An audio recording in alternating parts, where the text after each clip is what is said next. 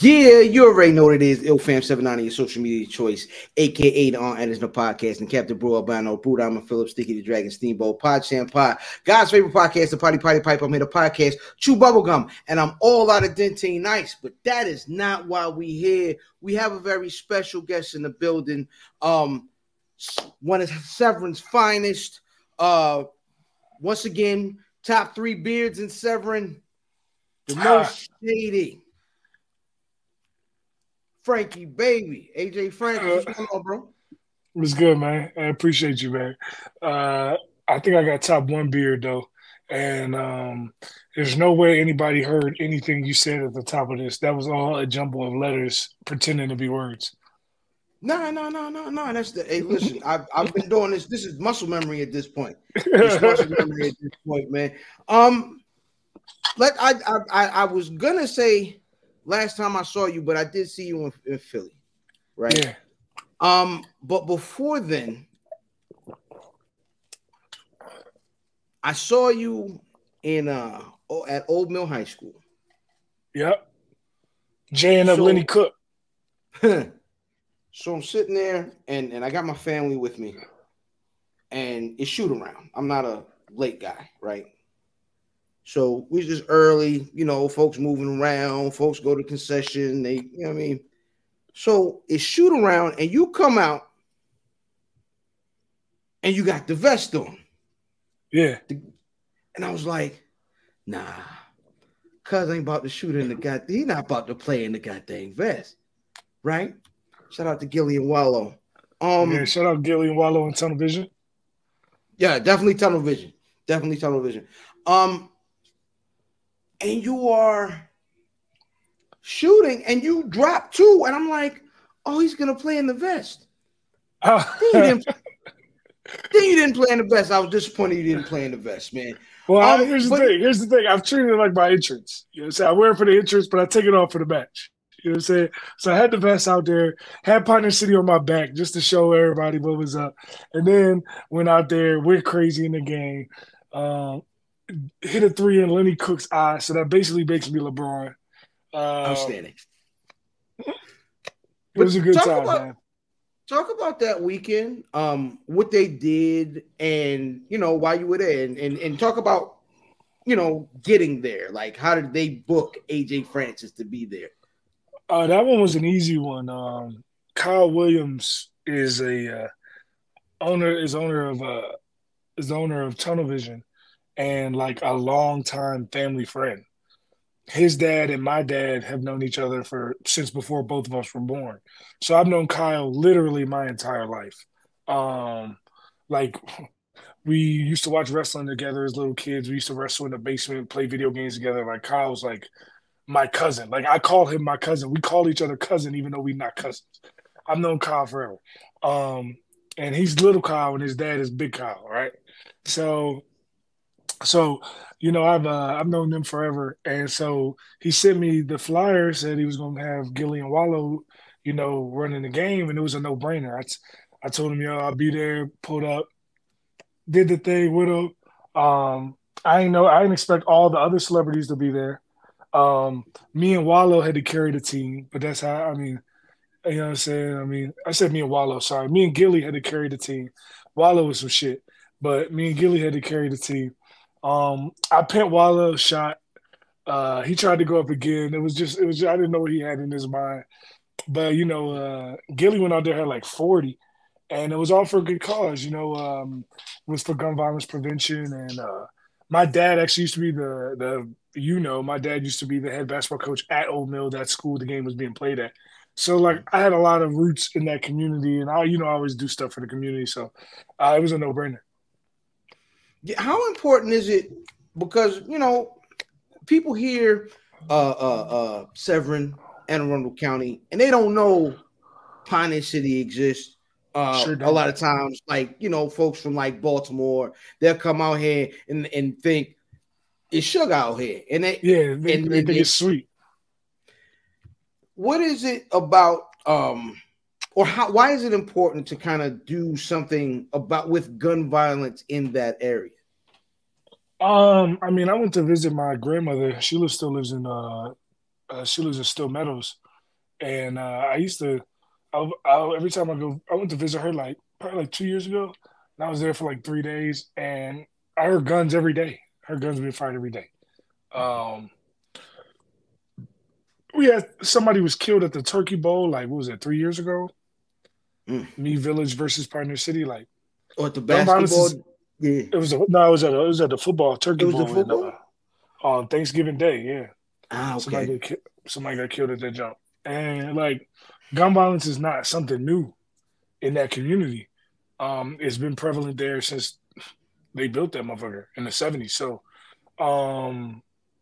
like, you know, my dad grew up there and it was just as bad then. So it's like the plan is to like try to alleviate that from the community, and you know, it's easier said than done. But when you see, that's why I rep Pioneer City so hard, because I try to show the kids that are from there that like, yo, you got other paths.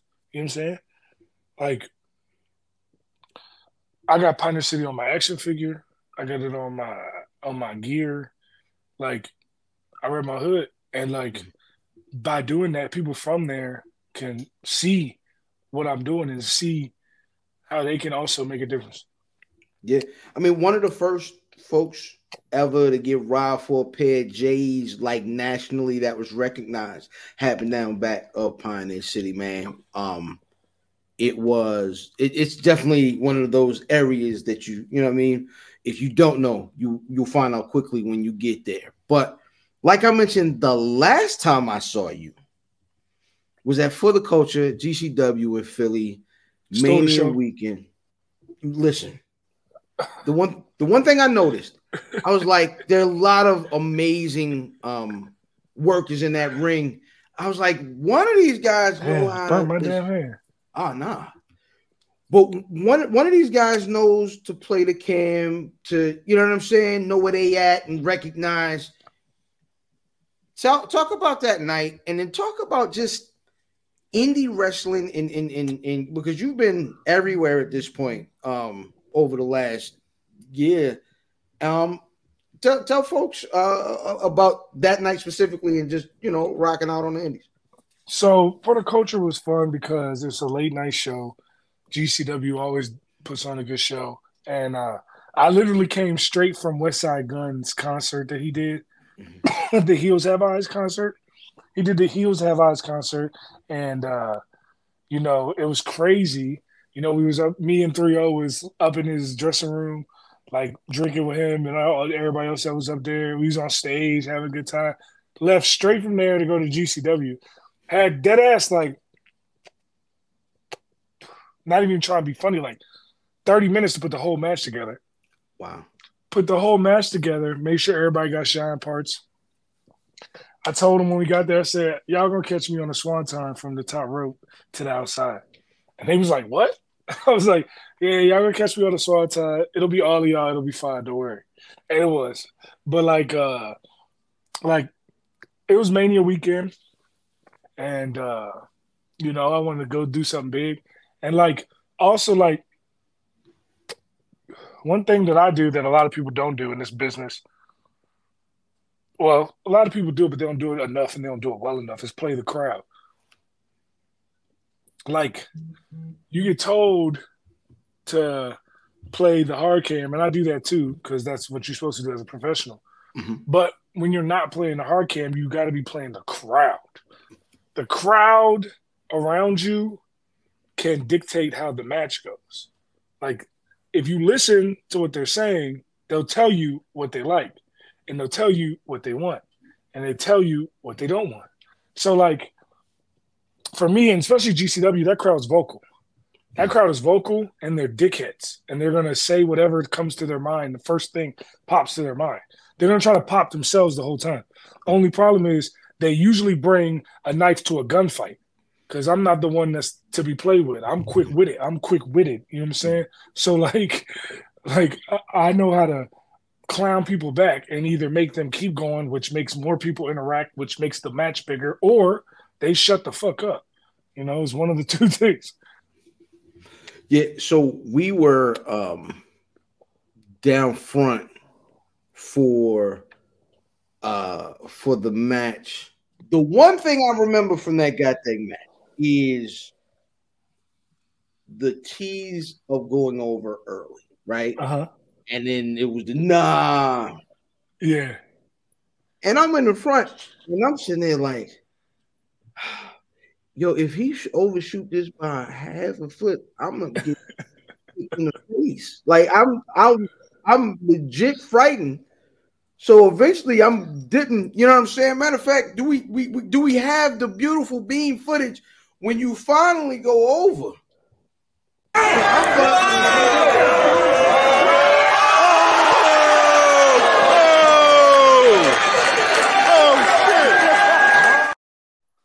Perfectly timed, perfectly placed. Couldn't have been better. 100%. And as you can see, I was firmly planted outside of our empty seats now. We got up out of there. Listen, that's why I climb the rope slow, to let people see. People don't. There's two reasons you climb the rope slow before a spot like that. One, to get the crowd an opportunity to get prepared for what's happening, let them see what's happening right before their eyes. And two, to give everybody a chance to get their cell phone out. 100%. And as you can see, we rolled that beautiful beam footage and it worked, man. That was a good night, man. I enjoy those. I'm starting to more and more enjoy those type of events as opposed to going to the big box and going to do the thing in the big thing. What is the difference for you between those type of shows? And because you've been everywhere now, right? Mm-hmm. So what is the difference between that level of fun and then, what you get from, the highest level and everywhere in between? I mean, I've performed in a sold-out Madison Square Garden, and I performed at Jewish community centers. And the difference between the two is just the number. Literally, I mean, it comes down to, it sounds stupid and simple. It's just the number of people. Like it doesn't change how I perform. And also, like, in those smaller venues, like, because everybody's closer, everybody has a better view, more people are like involved in the match.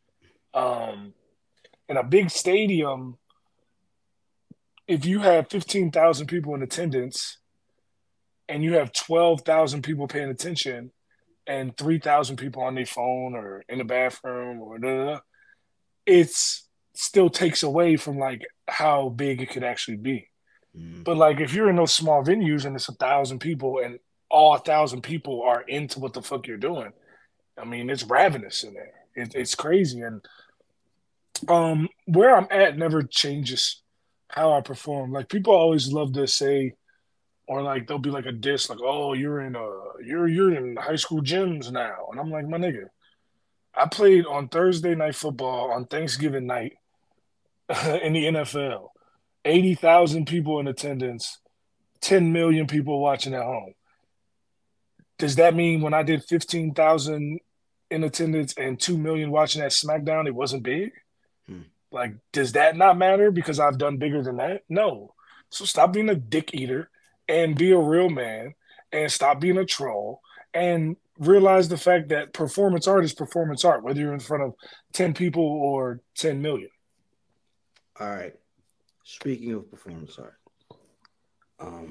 there is a very, very big deal battle going on in the world of hip hop. I guess you call it hip hop. These niggas trying to make Instagram records. Anyway, this Drake and Kendrick deal, right? What are your thoughts? Who is, I guess it feel like it's over. Like, who won? Yeah, it's over. And how so in my personal opinion, I don't like how people pretended that Drake wasn't giving bars and people pretended that Snoop and Tupac jump was whack. That shit was hard. Like, not only the creative aspect of writing like them and sounding like them and setting up bars, how Pac spits, how Snoop spits, and then spitting it and then using the AI and then using that to call out Kendrick, like, and then the Family Matters jump. Like, all Drake's records were hot, but so were all Kendrick's. And I personally think that, like, you can't even argue it now because Kendrick got a #1 record. Mm-hmm. And not only did he get a #1 record, but he broke like 2 of Drake's Spotify records for God's Plan. You know what I'm saying? So it's like, but now granted, let's just be real. Like, Kendrick never did numbers like that before because he was talking about Drake. This is the second person in a row Drake did this. You know what I'm saying? You know what I'm saying? Like, just being real. Mm-hmm. Now, that being said, it's undeniable. You can't say Kendrick didn't win. You can't say it because, like, I'm the first person to tell you Drake was giving niggas bars. Drake did his thing. Drake did his thing, bro. But it was just the art of war. Kendrick got him that saving the biggest record for the knockout blow. And then, like, Drake responded to Not Like Us, and the response was dope as fuck. And he even played off the A minor, D major. Like, he really did some. Drake was really spitting on that joint for real. Like, and he was spitting on all them joints for real. Like, the whole. I think when we look back at it, because of how many they both did like at least 3 records. Like, when we look back at it, I think we'll say this is the greatest rap beef of all time. It's got an argument. I'm a big proponent of like bars don't win battles, right? Not like this type of stuff. Like we talked about even like back when it was Cannabis and LL. Cannabis was the most lyrical guy in the world. Yeah. His best line was 99% of your fans wear high heels. Like, he didn't go lyrical miracle for that. Yeah, but the reason why LL won that is because he said 99% of your fans don't exist, which was a bar. It was a bar. I don't know. I just don't remember in the rest of that record. Yeah, true. So I mean, but in this, it's weird, man. I kind of feel like, and I've been saying this. And the thing that really reason I was like Kendrick got so many quotables on Not Like Us. So many quotables. Every day, ever since that record dropped, I found myself. I said it on Twitter today. Sometimes you gotta pop out and show niggas. You know what I'm saying? 100%, man. That's how I'm gonna live. And once again, like Drake. I'm not one of these people that's Drake. All his songs were trash or. Like, no, niggas did that with Kendrick Jones too. Niggas pretend Kendrick Jones are trash. Like, all of the songs were hot. All of them. From Like That all the way through to The Heart Part 6. Every song dropped by either one of them was hot. Unless you're not listening. So you said you liked the AI and people trash the AI, right? Yeah, because niggas don't appreciate art. Didn't Kendrick do a bunch of AI impressions on The Heart Part 5 in the video? I'm sure he did. He did all them. He was changing into Kobe Bryant. Yeah. But that AI, anyway, listen, there's an overlying area or low pressure, like the weather niggas say, of negative energy just everywhere. Like, it's just like, I hate to do it and I hate to be generic, but a lot of this feel like it started over there with brother Cat Williams over there on Shay Shay. But do you kind of feel that negative energy just kind of laying over as a dark cloud? I mean, niggas always been negative. Negativity ain't new. There's just more of an emphasis to it now because it was the 2 biggest artists in hip hop. It was going to be the 3 biggest artists in hip hop, and then Cole decided to chill. But like the 2 biggest artists in hip hop, like, went toe to toe. Like, that's gonna bring a lot of other people. Then now you got other people dissing just because it's hot too. Like, I've been doing disses for years, and I just been sitting here praying, waiting for a nigga to say something about me. Any one of these niggas, any one of them, I was just praying, hoping somebody say something. Yeah, that's the thing, man. I feel like, especially with the rap niggas, specifically in wrestling, everybody is cool. You know what I'm saying? Yeah. You got your wrestling flows and Mega Rans, and I know y'all working. Everybody kind of feels like right now, and everybody, Wes is even kind of in the mix because he's a rapper in the wrestling world. But everybody seems to be holding hands. How long is that? You think that has staying power? I mean, it'll only take one nigga to say something to me. I ain't gonna hold you. You know, I don't play on my name. The last niggas that played on my name learned that the hard way. So like, I don't play about me, and everybody know that. So that's why it's all honky dory every time I see someone. Every time I see somebody in person, it's all love. That goes for wrestlers and fans. That's why I don't really be tripping about niggas what they say online and all that bullshit, because they be fake. They be fake tough. I was saying that earlier. Is I've never run. Someone said, yeah. They be rah sometime about them black wrestling niggas. And I was like, everybody's always giving high fives. Yeah, it's always been peace like a Kit Kat around us. Yeah. And that, you know what I'm saying? But yeah, man, I notice quite often on social media, you will get into it with niggas. I will answer niggas. Don't say get into it. I will respond to niggas playing with me. I don't go out my way to hate on nobody.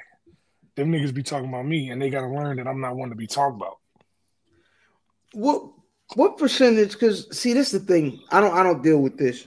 I'm sure you get thousands of ats a day, right? Yeah.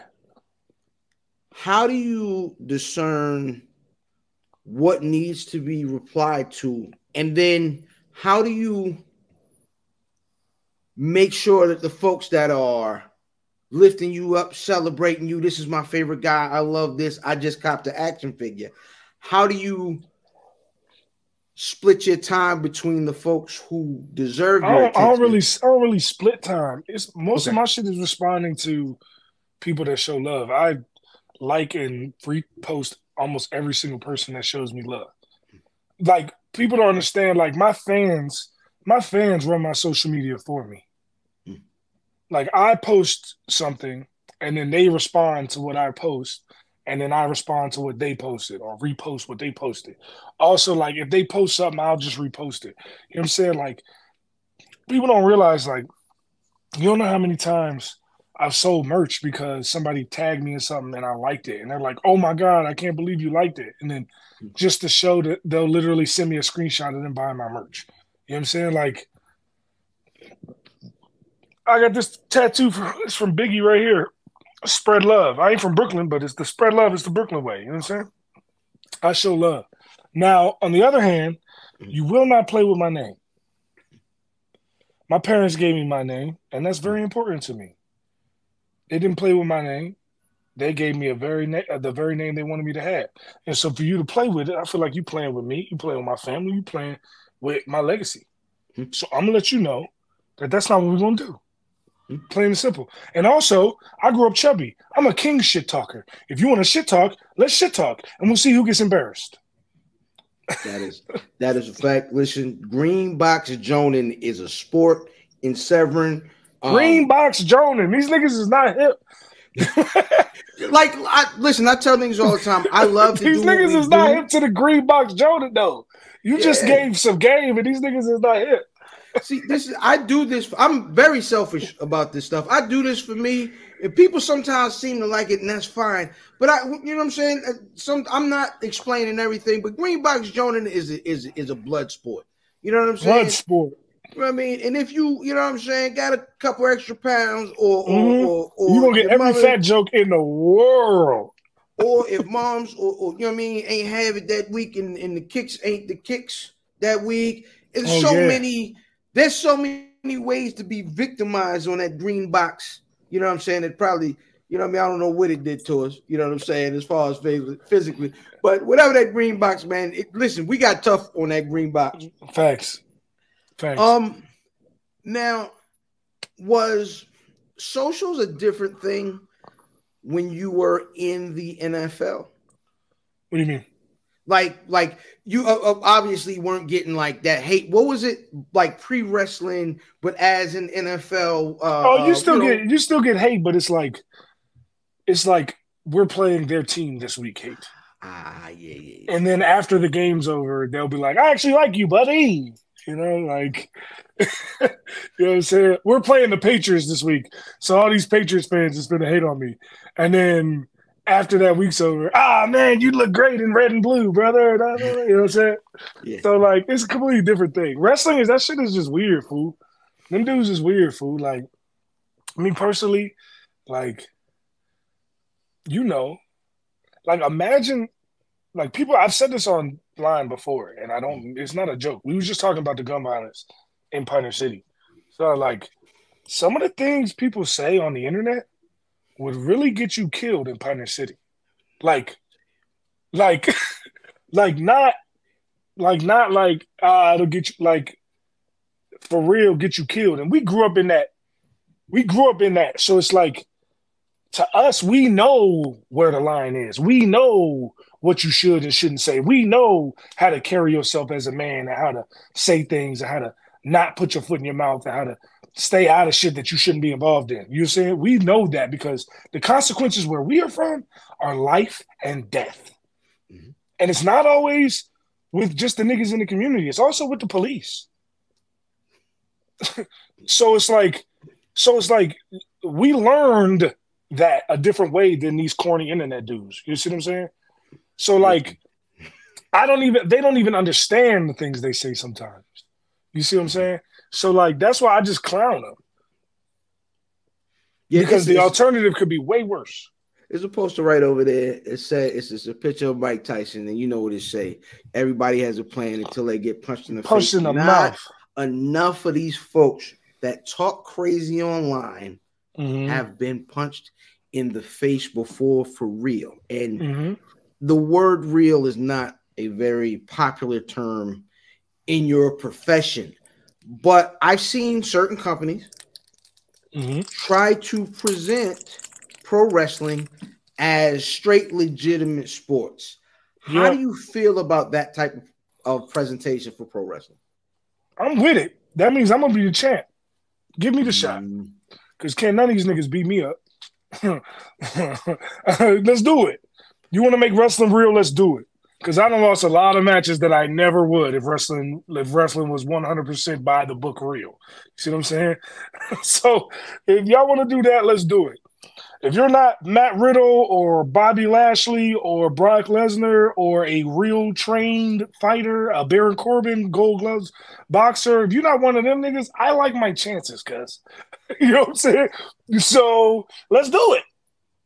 Because I be losing the 5'9", 185-pound cruiserweights all the time. So let's do it. Yeah, absolutely. I'm with that. Also, what I'm with is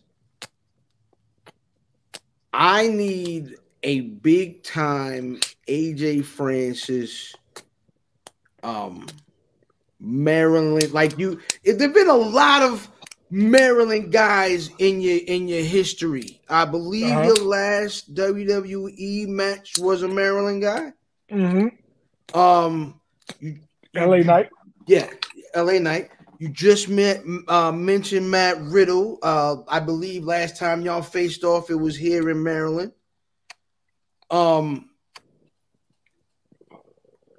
You've been Rich Homie Swan has been around lately. Tag team partner. Cody Miles was my tag team partner. Another Maryland guy. I worked with James Ellsworth, Maryland guy. There have been quite I pretty much work with everybody but Gilbert. And half these guys probably went there at school. I would love to see a big marquee AJ Francis match in Maryland. But what do you know? Like, what was your history as far as things you saw that happened in Maryland? You know, Ron Simmons in the Baltimore Arena winning the belt. Like, what was Maryland to pro wrestling for you? I went to a lot of wrestling shows as a kid. It's when I first realized that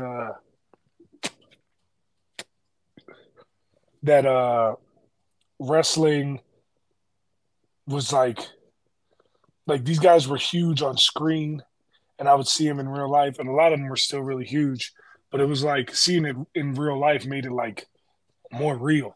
I mean, I've seen everything from WCW house shows to to, you know, SmackDown tapings to, one time we had tickets to SmackDown. I want to say, I don't remember what year it was, but a fucking blizzard came, right? Mm. And the show was supposed to be on like, I guess they were filming on like Tuesday or something, whatever day they were supposed to be filming on. And the show got pushed to the next day because it was a fucking blizzard, right? And now it's funny to me because, like, as a kid, I was like bummed out, and I was like, man. And then we got to go to the show the next day, and I was like, okay, everything's cool. But now I'm thinking about it as a worker, right? I'm thinking about like being in a town, like getting ready to do the show, and then being like, JK, we're doing it tomorrow. We're all snowed in the hotel.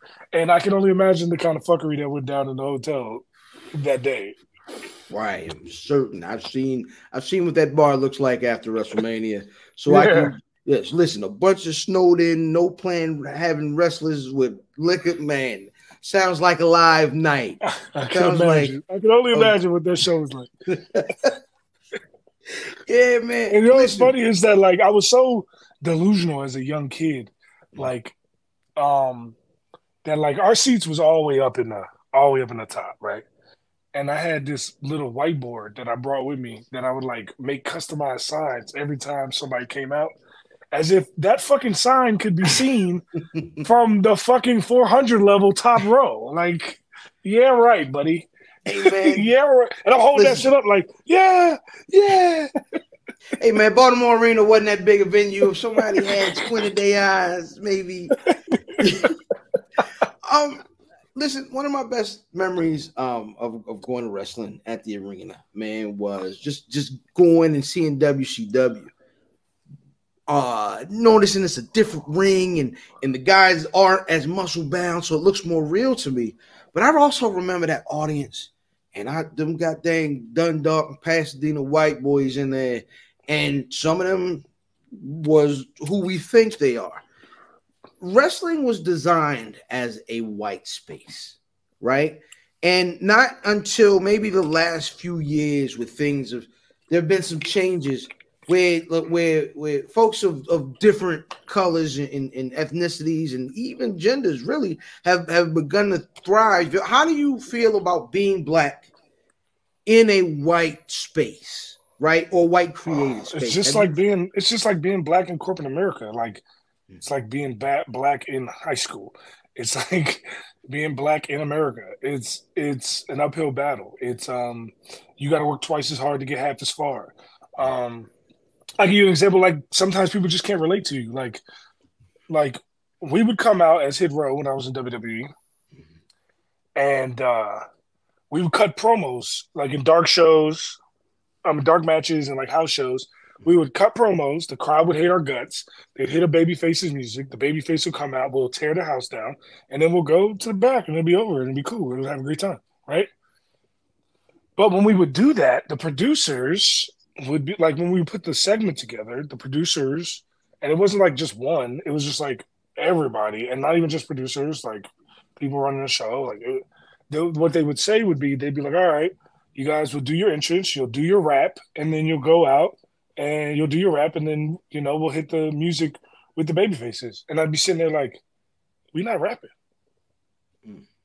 We got a promo. You know what I'm saying? Like, it's a wrestling promo. Like, we're rappers, but this is a wrestling promo.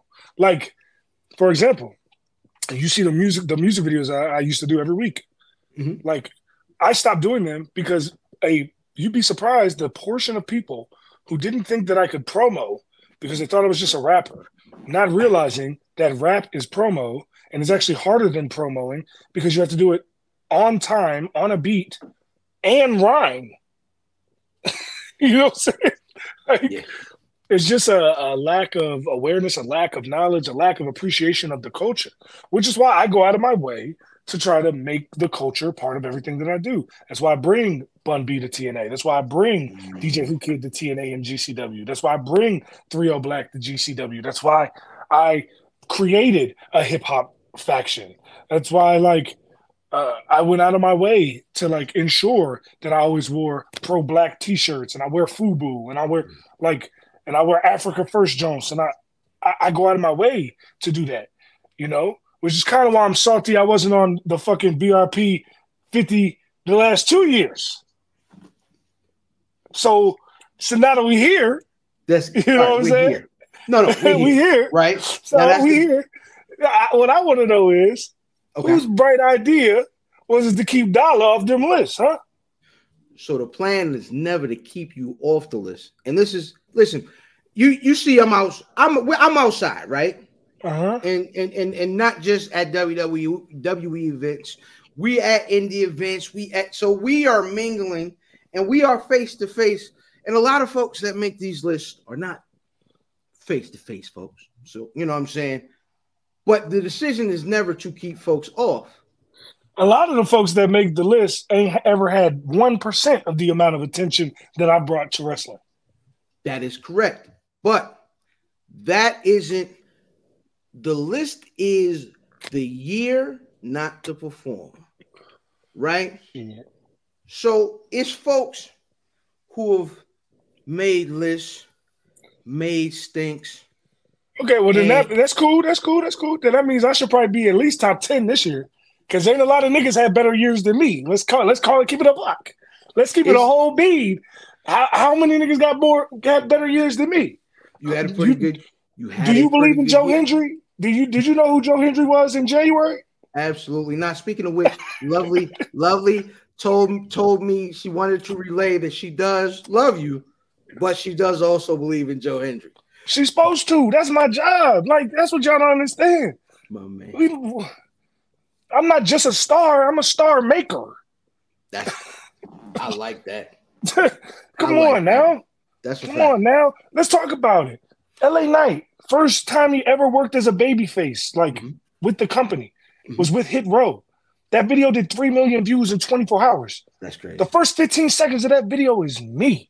Let's talk about it. Let's talk about it. Now, I'm not saying LA Knight wasn't red fucking hot before that. He was. But he also took off after that too. And the problem he's facing right now is he don't have anybody that's a super duper heel that he's working with. Correct. And I know for a fact that the best thing you can have in wrestling is somebody that the people love versus somebody that the people hate. And there's not many people in this business that get more hate than me. That is a fact. Let's talk about it. So, my cousin is niggas hate me because of sneakers. Think about that. That's funny. Sneakers that you just said niggas would get killed for in Pioneer City. That's a fact. So now my cousin is the backbone of this list, right? And he's so actually your cousin owes me fade. All right, cool. No, absolutely not. Absolutely not. So I go to him. I said, cousin, I had this conversation with AJ, and what story do you want to be told? Around, the list and whatnot. And he said, listen, AJ's gotten busy this year. Ask him what the difference is between previous years where you say things like you've had one of the best. A microphone. The difference is a microphone. I'm the best talker in the world. And if anybody got a problem with me saying that, diss me. I'm the best talker in the world. And I prove it every time I get the mic. You don't know how many people I've helped with promos in this business. Some of the biggest stars in this business ask me what I think about what they about to say. That's a fact. I done wrote promos for some of the biggest names in this business. That's a fact. So, the difference is now I get a mic. In TNA, I get a mic. In GCW, I get a mic. NWA, I get a mic. I didn't get a mic when I was in WWE. And if I did, it was for 10 seconds. And I had to, or it was for 45 seconds and I had to split it with 2 other people. Conan told me himself, Conan, one of the best on mic guys there is. Conan told me he did it on Twitter. It's not even like I'm making this up. You can look it up on Twitter. I dropped a promo because Conan used to be a big Hero hater. That's a fact. And then I dropped a promo and he was like, yo, you can promo like this. Like, you need to get more mic time. And I'm like, yo, I know I need more mic time, but you know what I'm saying? Like, I'm also splitting the mic with 3 other people. He was like, man, you need to get more mic time. I'm not worried about anybody. You need to get more mic time. That's what Conan said. So, like, Shinsuke Nakamura told me that the way that I use my words are like a genius with art. And I told him that's how I feel about his wrestling. See what I'm saying? Like, Jimmy Uso, they know that I'm him when they're on that microphone. They used to come, I'd be in the back, they'd be saying my taglines. Y'all pay top dollar to see top dollar, so pipe down. Like, these are facts. Ask them if you don't believe me. You know what I'm saying? So it's like that's the difference. The difference is now I got a mic and can't nobody talk better than me, period. Like, and people get mad that I say that. But if I was, you know, the all-American boy, they'd be like, wow, he has confidence. Good job. Right? But when you're a nigga from Pioneer City, you can't have confidence in yourself. You can't call it like it is. You got to work twice as hard to get half as far. Now I have a mic. And I'm not afraid to let niggas know what I think now. You see what I'm saying? Because what's going to happen? What's going to happen? Exactly. And ain't nobody gonna say shit. I'm straight up. Anybody that think they can promo with me, y'all know my y'all know my number, and a lot of y'all know my address. So do it. And watch what happens. Won't nobody say shit. Hey man, I'm gonna be honest. Sometimes you just gotta pop out and show niggas. That's a fact. That's a fact. I can't top that. I can't top that. I appreciate you popping on and actually talking wrestling this time. This was fun. Let the folks know where they can get at you on socials. Where can they see you? And anything else, any other bars you gotta get off your chest. Man, at AJ Francis 410 on all social media, man. Shout out the real ones that always show love. Shout out everybody that's realizing I'm really that dude. And now you like, damn, he really that dude. Yeah, you came around. You know, did Johnny come lately? Shout out y'all because y'all still spend money at the merch table. Shout out everybody that show love at all the shows that I go to.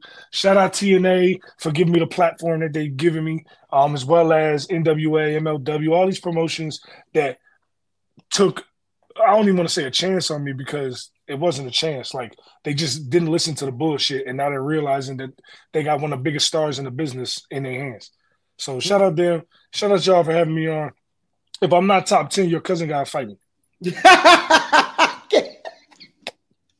We shall see. The tabulations are tabulating at this point in time, but we shall see very soon, man. I am IlFam79 on your social media choice, but you already knew that. More importantly, at Black Rasslin, blackwrestling.com is the site. See y'all every Thursday, 8:35 live on YouTube, man. And this is AJ Francis, part my left and my right, man. Peace.